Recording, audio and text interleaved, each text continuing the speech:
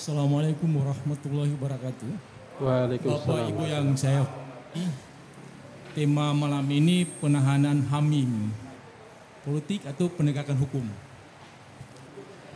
Saya coba membaca dinamika yang terjadi pasca penahanan Hamim. Ya. Jadi masuk tahap pemilihan caleg kemarin itu Hamim tiba-tiba mundur dari bupati dan ditugaskan partai untuk ikut kontestasi di Sulut, daerah yang sudah 10 tahun dia tinggalkan. Mestinya menurut naluri saya, dia kalau ikut menangnya besar. Satu. Yang kedua, 1 bulan lalu, tiba-tiba mengusung Rahmat Datau sebagai Rahmat Datau ya? Rama Datau. Tahu ya? Iya. Rahmat Datau ya, sebagai calon gubernur Gorontalo. Dari Nasdem. Ya, dari Nasdem. 2 minggu kemudian muncul berita baru lagi. Ketua Umum Nasdem merestui Hamim sebagai calon gubernur Gorontalo. 2 minggu kemudian. Dan 1 minggu kemudian tiba-tiba Hamim dipanggil kejaksaan lalu ditahan. Maka wajar saja kalau ada orang yang menyatakan bahwa ada unsur politiknya di situ. Itu biasa. Tinggal kita masing-masing orang punya penilaian ya. Itu yang pertama. Yang kedua, yang ketiga, ini kasus ini lama. Hamim ditetapkan sebagai tersangka itu 2016. Saya tahu persis karena malam itu dia telepon saya.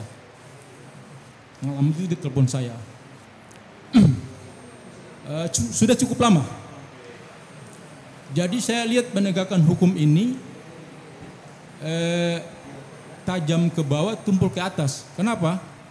Karena 2018 yang di bawahnya kena 2 orang, sementara di atasnya tidak. Hamim lolos. Jadi kalau ada yang mengatakan bahwa hukum ini tajam ke bawah, tumpul ke atas, ada benarnya juga. Sebenarnya ini kasus sederhana, tidak rumit. Sederhananya apa? Mereka ini dijerat dengan pasal 2 dan pasal 3. Pasal-pasal biasa itu sudah jadi sarapan pagi penyidik itu, pasal 2, pasal 3. Ya. Tapi kenapa harus butuh waktu 8 tahun? Sejak 2016 sampai 2024 baru kasus ini bisa masuk ke pengadilan. Padahal KUHAP bilang, setiap orang yang ditetapkan sebagai tersangka berhak untuk mendapatkan kepastian hukum dalam waktu yang secepatnya. Jadi jangan digantung begitu. Jangan digantung. Faktanya butuh 8 tahun.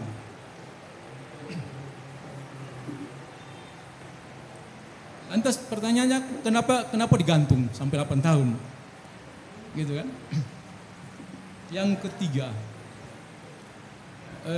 dalam kasus ini ada 3 kali audit. Audit pertama menyatakan ada kerugian negara. Tadi disebut 3 miliar lebih. Itu diaudit oleh BPK. Implikasinya 2 orang dihukum. Lantas dalam perjalanan muncul lagi audit kedua oleh lembaga yang sama. Isinya apa? Tidak ada kerugian keuangan negara. Unik kan? Lantas audit ketiga yang kemarin itu ada bukti, ada kerugian negara. Jadi bagaimana bisa terjadi? Angkanya pun berbeda. Iya, bagaimana bisa terjadi ini? Iya kan?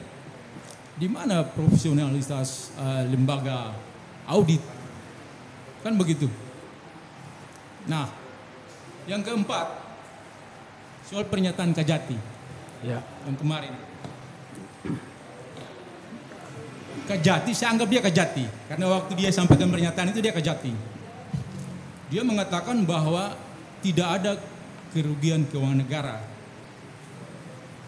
Kita bisa berdebat itu. Saya agak sedikit-sedikit setuju dengan dia. Tapi saya abaikan dulu itu. Lantas yang kedua, dia bilang tidak ada uang yang mengalir ke Hamim.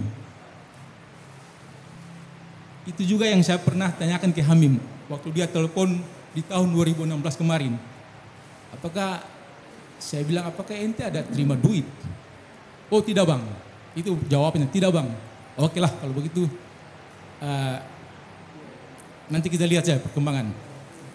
Nah yang selanjutnya yang disampaikan oleh Kajati tadi, dia sudah meminta ahli dari Bina Keuangan Daerah, Dirjen Bina Keuangan Daerah, dan dirjennya bilang tidak ada kerugian keuangan negara. Bupati tidak terlibat langsung dalam pengelolaan keuangan negara, keuangan daerah, begitu. Lantas dia juga sudah meminta ahli pidana dan ahli administrasi, dan dua-dua ahli itu menyatakan clear, Hamim clear. Jadi kontradisi dengan penetapan Hamim sebagai tersangka hari ini. Nah, ini saya lihat ke depan ini penuntut umum harus bisa membuktikan di pengadilan kalau Hamim memang betul-betul terbukti korupsi. Sebab kalau itu tidak bisa dipenuhi, maka tadi tuduhan-tuduhan bahwa ini kasus beraroma politis dengan sendirinya terbukti. Terakhir penutup, dari penanganan kasus ini kita banyak pelajari, kita banyak bisa mengambil hikmah bahwa ke depan jangan lama-lama tangani kasus korupsi, jangan terlalu lama, apalagi menyangkut kepala daerah. Catatan kami di GCW itu hampir semua kasus yang melibatkan kepala daerah tidak sampai ke pengadilan, mulai dari Fadil Muhammad, kemudian kabupaten, kemudian kota, itu tidak sampai ke pengadilan. Ini juga kami tidak tahu apa penyebabnya. Padahal kembali lagi tadi, yang didakwa itu yang dituduh itu cuma pelanggaran pasal 2 dan pasal 3. Sangat sederhana sekali. Pasal 2 4 unsur dan pasal 3 5 unsur. Sangat sederhana. Dia agak sulit kalau ada TPPU di dalam. Itu agak sedikit sulit. Tapi kalau cuma korupsi kerugian keuangan negara sangat sederhana. Jadi ke depan kejaksaan itu harus bisa merubah pola penyidikan. Jangan tebang pilih dan segera selesaikan kasus-kasus yang terutama melibatkan kepala daerah. Sebab kalau tidak, hanya cuma berkutat dengan kepala desa yang selama ini paling sering. Kita punya catatan selama 5 tahun terakhir ini, hampir setiap tahun ada kasus kepala desa dengan dana desanya, dengan dana sementara kepala daerah yang kami sebut tadi itu mandek sama sekali. Jadi itu harapan saya ke depan belajar dari kasus ini, kejaksaan harus berbenah diri.